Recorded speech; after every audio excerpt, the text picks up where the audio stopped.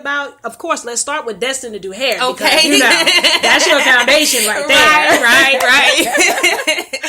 Right. So Destined to Do Hair, I've been doing hair my entire life, actually. I can remember so far back as being a little girl, probably like 7 or 8 years old, even watching one of my aunts doing hair and realizing that, that it looked fun to me. On top of the fact that my circle was kind of hectic and everything, and I didn't want to look crazy, and my appearance matters. So I would basically be my own test dummy because I cared about my appearance. And so I figured if I learned how to master the art of hair, that, I could look my best. And from there, it just branched out. I knew that I didn't just want to be a stylist that stood behind my chair 7 days a week, 6 days a week, whatever. I didn't just want to be that type of stylist. I wanted to actually branch out and do the hair shows. It's always been a dream. I wanted to volunteer at nursing homes to help those people who didn't, they don't have the means. They don't have the funds and the resources or whatever to get that particular service. And a lot of times they can't even leave the facilities. Right, so right. That's definitely a blessing. Yeah. So, and just to watch other, people, they're going and they get into the beauty salon there that may be on site if they have those type of services there. And you sitting here like, okay, what about me? And some of these people don't even have families. They just here and they're by themselves. And, like you said, I tend to try to give back to the community. People, they're on my heart. That's a beautiful thing. Now let's move on to your Gen X Ink. Yes. Yes. So Generation X Ink. Basically, I started that because, like I said, as a lost little girl, my heart goes out to these little girls because I don't want them to feel like they're alone and that they have to go through the struggles by themselves. And, it was hard for me, just feeling like my family didn't care, even though that may not be the fact. That's how I felt. So then it's like, well, how many other girls feel this way? So I started the organization to mentor them, to give them strength and encouragement and, just motivation, teaching them life skills, so that they can become a better them. And it doesn't just end with the children, because even we have adults even that need this same support. And so that is why I did start the campaign, and I don't want to jump ahead of you, but well, just go ahead into it. Let's do it. But the campaign it starts with you, because it does.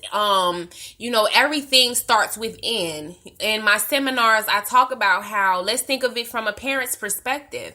We have to instill things into our children. My 6-month-old, she doesn't know how to do anything. I have to teach her, and I have to mold her, and I have to shape her. So it starts home before she goes anywhere else. Definitely. So it starts with you. And if you are not the best you, then you can't be anything for anyone else. And do you find that, I know that you're not as old as I am, but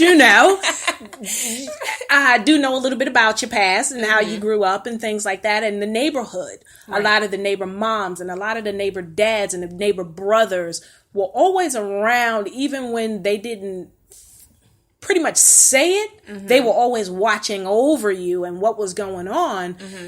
Do you find that difficult now that you have children? Is that something that's been lost in the community?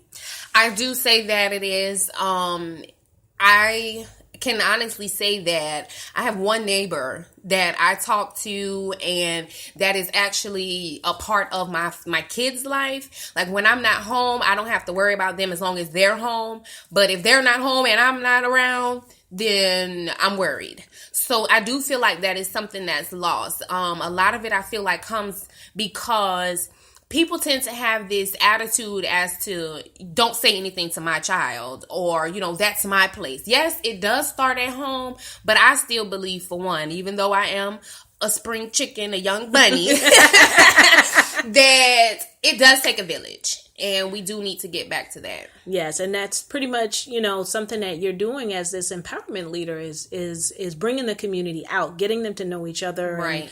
And, things like that. So let's take a quick break, listen to some music, and then I'm going to come back and get into some more stuff with Miss G Barber. Yes. I'm so happy to see you. It's been so long since I seen you last. So, we're going to talk and I'm going to invite you now to join me at the event today at the Holiday Inn Express. Absolutely. And I'm excited because I get to introduce you to all of these great people who you can also affect, okay? I can't wait. So let's take a quick break, listen to some music, and I'll be right back.